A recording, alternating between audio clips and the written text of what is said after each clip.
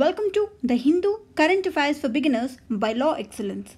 Before starting our session, first let us see answers for the questions from our yesterday's video. With regard to Member of Parliament Local Area Development Scheme, consider the following. It is a centrally sponsored scheme, yes, and the funds under this scheme are non-lapsable. That means if the funds that were granted to be spent in one particular year, if they were not used up, then these funds can be transferred, that can be used in the subsequent years. So even this statement is correct. As both are correct, the answer here is C, both 1 and 2. The next question is, which among the following parameters are considered to measure climate vulnerability index? Female literacy rate, population density, percentage of area under forest cover. First of all, this climate vulnerability index was developed by various researchers from IIT and IISc Bangalore in order to find out what are the vulnerabilities that were being faced by the states in case of climate. And they have developed a uniform methodology using 8 parameters to measure this vulnerability index, climate vulnerability index. These are those 8 parameters. Percentage of area under forest, yield variability of food grain, population density, female literacy rate, infant mortality rate, percentage of population below poverty line, average man days under Mahatma Gandhi National Rural Employment Guarantee Act, and area under the slope if it is greater than 30%. These are all the parameters using which this vulnerability index will be measured. So as these 3 are correct, the answer here is C, 1, 2 and 3.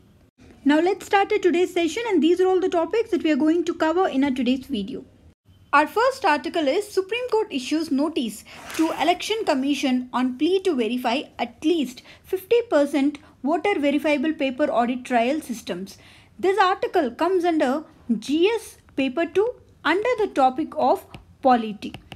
In our yesterday's video, we have clearly seen about what is this VVPAT, voter verified paper audit trial systems, and how do they work. All these we have seen in our yesterday's video. This is our yesterday's article, and this is all the explanation about this voter verified paper audit trial system.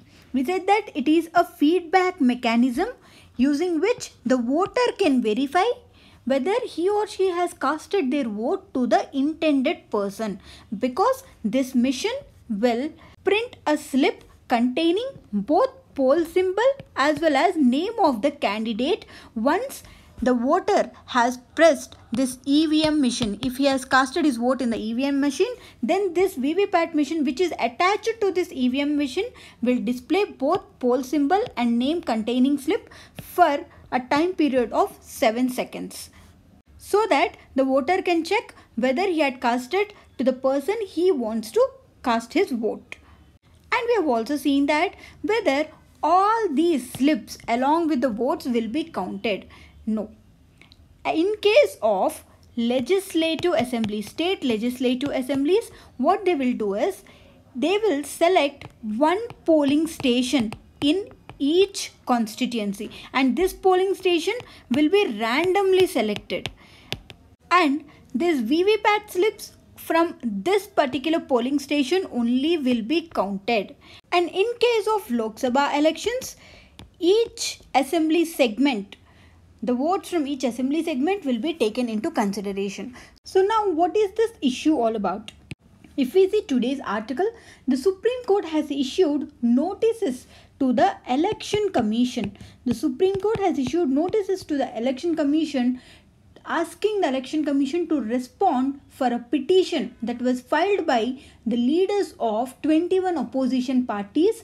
And what is the demand of those opposition parties is they wanted at least 50% of this voter verifiable paper audit trial slips to be counted. At least 50% of them has to be counted in every assembly and parliamentary constituency before the results of the upcoming Lok Sabha elections are declared.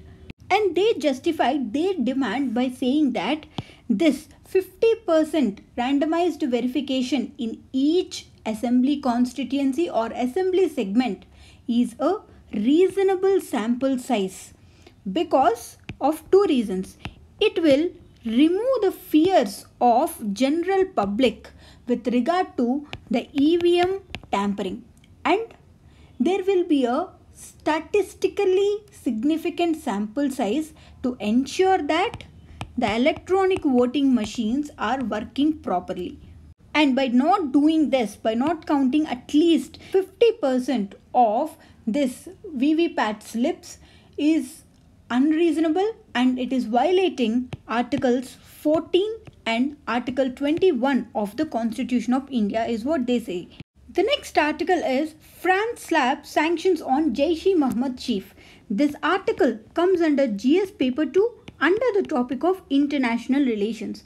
From past few days, even yesterday we have seen about this thing that China has blocked this ban, UNSC's ban on Jaish-e-Mohammed's founder Masood Azhar, who is the reason for the recent Pulwama attack that killed 40 Central Reserve Police Force personnel on 14th of February. Then we know that India has brought this issue to UNSC and asked the UNSC to put its founder, JEM's founder, Jaish-e-Mohammed's founder Masood Azhar under a banned terrorist designation. In UNSC, there will be 15 members, out of which 5 are permanent and 10 are non-permanent, and these 5 permanent members were having veto power. And as China is one among those 5 permanent members, it didn't allow this to happen, and it has blocked this ban, and it had put a technical hold by saying that it needs some more time to re-examine this issue of designating Masood Azhar as an international terrorist under UNSC 1267 Sanctions Committee. Post Pulwama attack, this proposal was moved by US, France and UK to the UNSC to put Masood Azhar under this list. Along with them, the total 14 out of 15 committee members were in support of this move. But yesterday, China has blocked this. It has used its veto power and had put a technical hold and asked more time to examine this issue. Followed by this, France has imposed sanctions on Masood Azhar, even including freezing of his assets. And the France government has also said it will discuss this issue with its European Union partners in putting Masood Azhar on a European Union list of terrorists and terror organizations. By taking this decision, France is conveying several messages like showing political solidarity with India and its intention to take a lead in counter-terrorism, and it is sending a signal to Pakistan that it must deal firmly with terror organizations in Pakistan. And it is also like a clear warning to both Pakistan and China for their combined effort to protect Masood Azhar in UNSC. The next article is Nutrition Boost for Adolescent Girls. This article comes under GS paper 2 under the topic of social justice. So here this entire article is all about providing nutrition for adolescent girls. Why this adolescence is important? Because it is a crucial phase in the life of a woman, and it is the intermediate stage between childhood and womanhood. Now, here this article is all about ICRISAT, that is International Crops Research Institute for Semi-Arid Tropics, and the National Institute of Nutrition. They together has brought in a project known as FeFA, which means iron. Fe indicates a chemical name for iron, that is ferrous. Fa indicates for adolescence. Iron for Adolescence project was brought in by this ICRISAT and National Institute of Nutrition. Under this project, the adolescent girls who are suffering with mild to moderate anemia, they will be provided with dietary fiber rich foods. So now, as most of the questions in our prelims are being asked based on the organizations, now let us see about this ICRISAT, International Crops Research Institute for Semi-Arid Tropics. This is a non-profit organization that works in the domain of agricultural research for rural development. It does this agricultural research for the rural development and it is headquartered in Hyderabad. India has even granted a special privilege to ICRISAT. The special status is it is regarded as United Nations organization that is operating in the Indian territory by making it eligible for special immunities and tax privileges. Supreme Court posts for May petition by EPS members against EPFO. This article comes under GS paper 3 under the topic of employment. Here employment is a subtopic and the main topic is economy. So though this article is not of much relevant for prelims, but here we should know about an organization known as Employees Provident Fund Organization. What is this? It is a statutory body that functions under the Ministry of Labor and Employment. Its headquarters is in New Delhi and this organization is administered with the responsibility to implement the provisions of two schemes. One is Compulsory Contributory Provident Fund Scheme of 1952 and Pension Scheme of 1995, and there is also another scheme, three schemes totally, Insurance Scheme of 1976. So this organization is entrusted with the responsibility of implementing the provisions under this scheme, and it is one of the largest social security organizations, social security related organization in India in terms of the volume of financial transactions that this organization does, and also in terms of number of beneficiaries that were covered by this organization. The next article is a fresh warning. This article comes under GS paper 3 under the topic of environment. This entire article is all about the Global Environment Outlook Report, the 6th edition of United Nations Global Environment Outlook Report that was released 2 days ago. If we see about this report, this is released by the United Nations Environment Program, and the 6th edition of this report has come out under the theme of Healthy Planet and Healthy People. Healthy Planet, Healthy People. And this report is referred to as United Nations Environment's flagship environmental assessment. It is called as flagship report because it fulfills the core functions of the organization, that is the United Nations Environment Program. So from this article we should know what are its key observations. The first thing is it spoke about pollution related risks.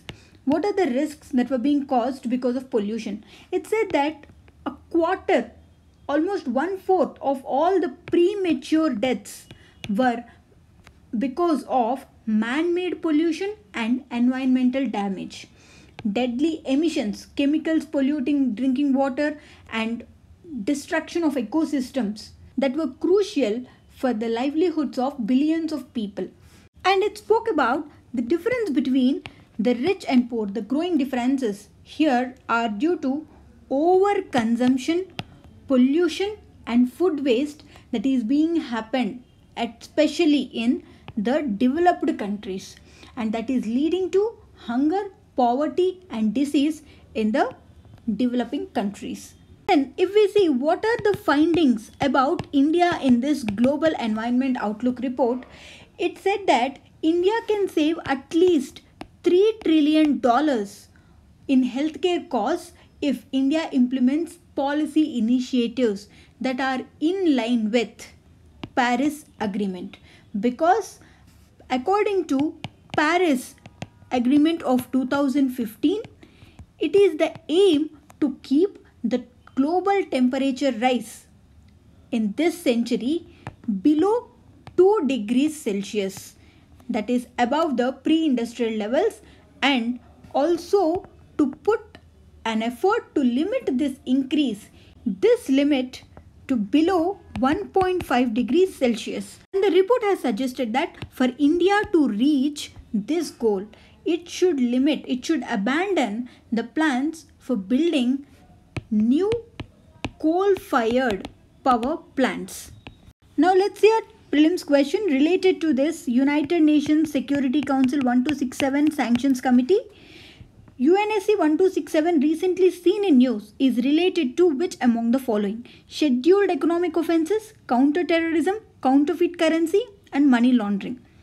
Among this, the answer here is B. It is counter-terrorism. Because this 1267 United Nations Sanctions Committee is also known as Al-Qaeda Sanctions Committee, which was brought in order to ban terrorists and terrorist organizations, a person and an entity related to terrorist activities, in order to ban them and also to freeze their assets. So the answer here is counter-terrorism. So this is all for today and see you all on Monday. Thank you.